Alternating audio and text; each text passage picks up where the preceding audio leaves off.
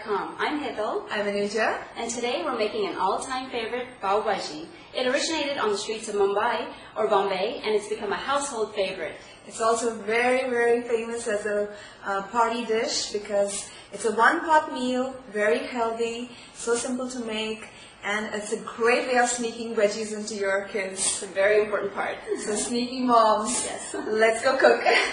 So here's what you'll need. 5 large potatoes, chopped finely in a food processor. 1 medium cauliflower, chopped finely in a food processor. 2 cups frozen green peas.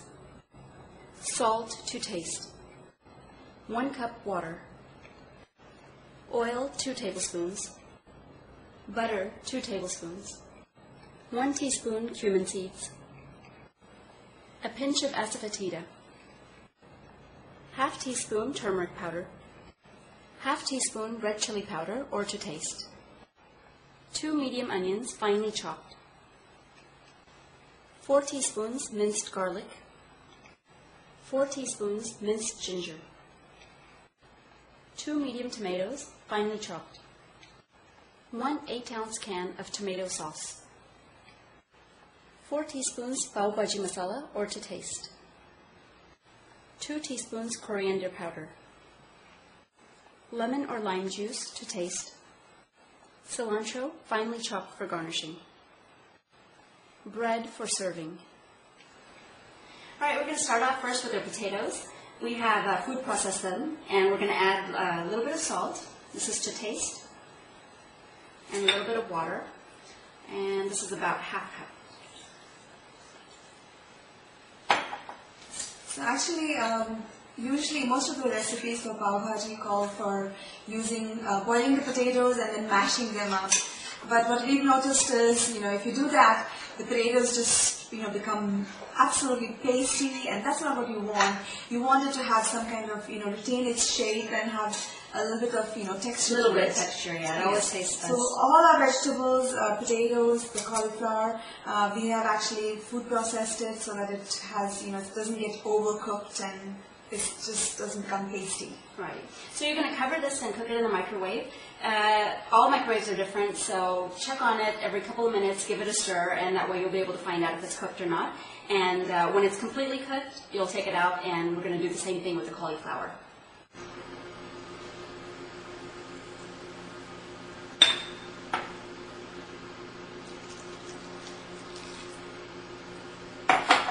We're going to cook the cauliflower and the peas together. They take about the same time to cook. And also to save time, while the veggies are cooking in the microwave, we're going to go ahead and start on our stove top and get our masala ready.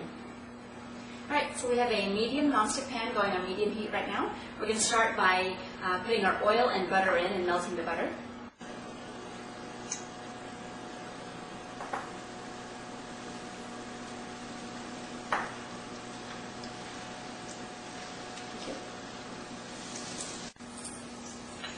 So is there any particular reason why you use oil and butter?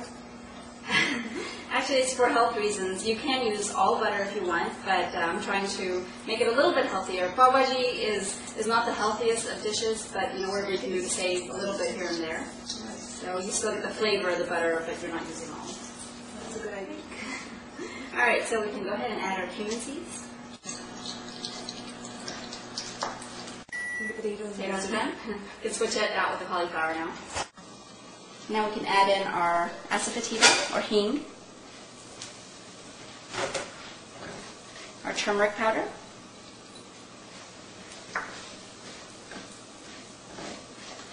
and red chili powder. Give it a nice mix, and we can add in our chopped onions.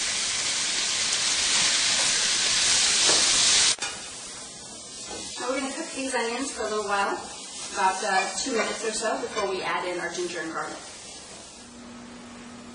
So we can go ahead and add in our a little bit of salt. It helps the onions cook a little bit faster. And at the same time we can add in ginger and garlic.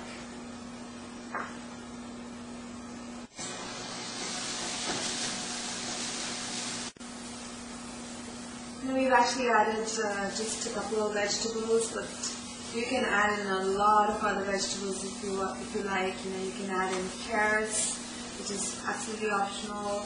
I add broccoli and beans, bell peppers. So this is you can add in pretty much whatever you like. Yeah, I love bell peppers and I love green beans and I love carrots. I just don't like them in my Pav Bhaji. But if you're doing this for kids and you're trying to sneak in veggies, go ahead. Whatever it takes, add them in there. I do. Okay, it looks like the oil is separating from our onions. And they're cooked down really nicely, so we can add in our tomatoes now.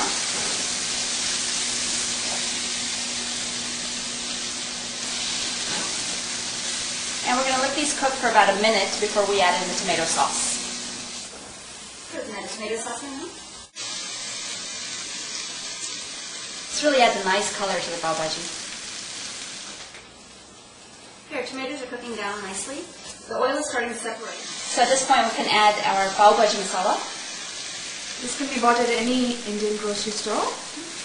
And also our coriander powder.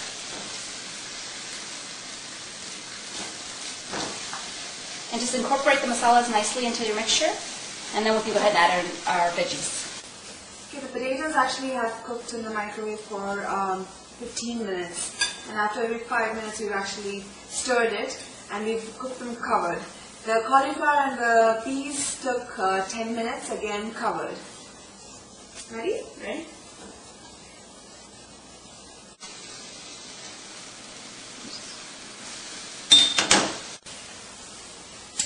Now we use the microwave. This is a great recipe for the microwave if you're cooking a big batch like we are. But if you want to use a pressure cooker, that's absolutely fine too. Yes, one whistle and just take the pressure off. And we're going to mix this really well. And also you might want to add a little bit of water depending on how dry your vegetables are. Okay, we added more water. This is the consistency you're looking for. And what you might want to do is kind of use your spatula to mash down on the Pav Bhaji. The Pav Bhaji is nicely incorporating. Looks good. Looks good, yeah. Our last step is the lemon juice, lemon or lime juice, and that's to taste. You can just add it in. Gives a nice tang at the end. Now, if you're cooking this Pav Bhaji for kids and you really want to have a little more kick to it, what I usually do is at this point I take some out for my kids and then I go ahead and add in the red chili powder, more masala, whatever needs that I have. I just add it in at this point and let it cook for another couple of minutes and it's done. Okay, now that our bhaji is ready, that's the vegetables. This is our pav, which is also, it's actually a bread, and it looks like the dinner roll that you get in the US. Right. And you get you can get wheat, you can get white, you can get potato rolls. Yes. And you can even use hamburger buns, they work great. Yes. So I'm going to just slit this, cut it through the center, and I'm going to just open it up. Also, we have a non-stick skillet going on here, and I'm just going to put very little butter on it. And let it melt. Okay, our butter is melted, and this is a little bit, just a pinch of Pav Bhaji masala, which I'm just going to put it on here. And then we just take our buns and just smear it on here, and other one. And just toast them for a few seconds, and they taste best when you heat them up and then serve them immediately. So try to do this as the last step to your process. Right. Or you can even put it in a broiler or a toaster if you don't want to use. Or if you're doing a lot of buns at the same time, then an oven works great. That's done. Oh, yeah. And there you have it, Pav Bhaji ready to eat. And it looks fantastic. It's also usually traditionally served with some onions for garnishing, some lime cut up, fresh lime or lemon, and of course cilantro. So if you're up for it also, a nice pat of butter. It'll be awesome. Oh yeah. So join us again on another episode of ShowMeTheCurry.com. Adding a pinch of spice to your life.